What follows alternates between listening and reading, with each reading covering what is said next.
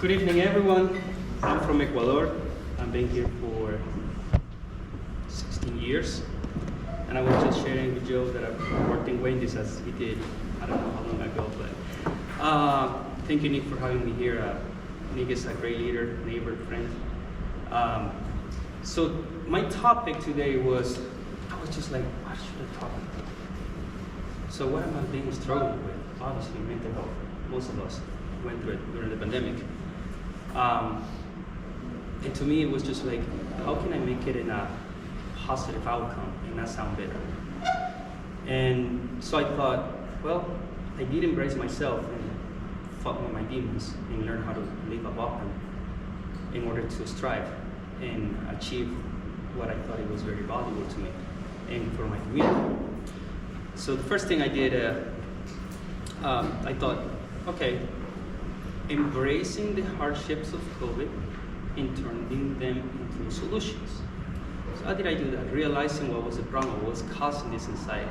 So back in the 2017, when my life changed, started to change, when my grandma passed, and then death after death, and then losing my job, and then, like losing my band and losing this and that, it's just too much going on, and I did not know how to handle it. Got to the point when the pandemic came. And I'm like, on top of everything, it was meant to be my journey, because I knew and did not know how strong I am. I knew it, I was just living with it, but I didn't acknowledge it. I didn't feel it or embrace it, and don't get me wrong, I'm still working on it, right? So, and then in the pandemic, as an artist, as a musician, it changed because I was explaining earlier that I was just a musician, performer, and then I started writing songs when I experienced my first panic attack. And as a Latino, there is always dancing and singing. What is this that I can't breathe? What is this? What's happening to me? I thought I want to die. And the next thing I knew is like, no weed, no alcohol, none of that, because I seen it, how dangerous it is. You have to respect these things, because they can control you in the end. And then I had the guitar and the piano next to me, and then songs were born out of this anxiety and this sadness and sorrows and happiness too, a little bit of everything. And so my life changed. I became an artist. I became expressing myself, not wanting to just sing the Rolling Stones songs and Guns N' Roses and Celia Cruz and salsa, and I just wanted to write, And I found out in the pandemic that I was being excluded because the lack of inclusion in a town like this is a problem that we're facing, that I'm fighting, So, and then I thought, well, I was desperate and I started feeling the anxiety, not being able to perform, not giving opportunities, and I thought, I have to do something about it. But first I have to take care of myself. And then I started seeing therapists, then it got me worse, until I found a spiritual therapist that put my feet on the ground and helped me understand the structure of the universe, life. The body's made out of soul, mind, and body. You have to put everything in balance in order to function, and not being sick. All the sickness and illness starts in the mind. So when I learned that, started like doing Reiki, finding out I'm a light worker, and starting doing like Ayurveda style of lifestyle changing. So, quitting alcohol, quitting many things that were like not good for us. And at some point I started saying, okay, how can I fix this lack of performance issue? The good thing is like I'm blessed to my community, to the people I've been working with, especially the Latino community. They're starting calling me for gigs and private parties, and I'm like happily went and performed for them. And they basically embraced me, and then I'm just like, I'm not alone. So when 2021, I created an organization when I thought, if I'm being excluded, I don't want my kids to go through this. I don't want anyone's kids to go through this, and I'm gonna make the change. The change starts with you. Guess what? Because I think the United States is a great nation. Even though we're the divided states of America, it's still a great nation. You can love our country without loving its government. I tell you that. So why segregation? Because here me as a fan of history, especially the U.S. history. See Martin Luther King, see Bruce Lee, see Muhammad Ali, see JFK. People that inspire me a lot. For the weight of going against the current.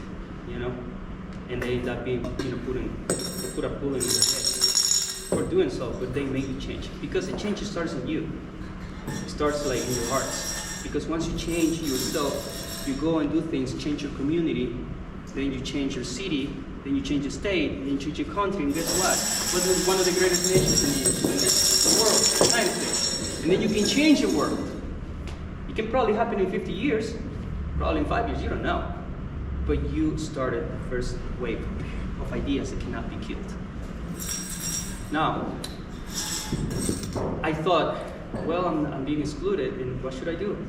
Well, this is the beauty of the United States. You are free to create and do it your own way, And I created this wonderful organization called Vive Latino, which it focuses in providing opportunities to undermine and exclude artists. So, you're gonna shake that a little more, I tell you. Because what I did was I started doing dancing lessons of the lyric.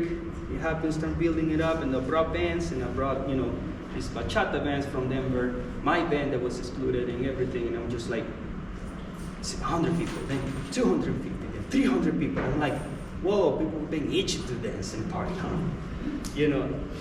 all of a sudden, I see their happiness in people's faces for thank you for putting this together. I'm like, this is my way to give back to you for embracing me, helping me out during the hard times. So here is happiness for you. So I started bringing live music, live bands, DJs, performers, dancers, brought them to the party, and it was 400 people. Last party I had at the Aggie was 400 people. And I'm like, see, if you are being excluded, include yourself. Step in. But in order to do that, my friends, it starts with one thought right here, and it is you gotta love yourself. At the end, if you love your family, if you love your community, and you wanna preach love, you have to embrace your darkness. Embrace your bitterness, your anxiety, your depression, acknowledge that you need help and you need to work on finding yourself. Recognize that we are humans like Dia said. We're humans and there's a way out. And I knew there was a chapter and I knew I'm not gonna get out of it, and it will take me a lot. But I pretty much spent the entire 2020 exercising, drinking tea, drinking alcohol, running, fighting with my wife, fighting with myself, fighting with my dad, my mom, fighting with the world, and being upset, and crying on that, and crying, and then, man, don't cry. Well, I do. Starting embracing my emotions until it got to the point okay, it's time for me to. I still didn't feel ready, but I started let's push it. Let's make something happen and start feeling better. And then step by step, little by little, with uncertainty in front of me, all I had was me and my idea and my goal and my vision. And I started feeling better when I gave back. So I'll tell you, it's not an easy path. I'm embracing uncertainty. It's not an easy path, but it's the only path we have, because nobody knows the future, and you can create your own future. And loving yourself, you can love others. You can love your community, but if you have to love yourself. Even if you don't, you still gotta get out there, and get the love, because you're gonna get it back. At the end of the day, we're all one. So, thank you.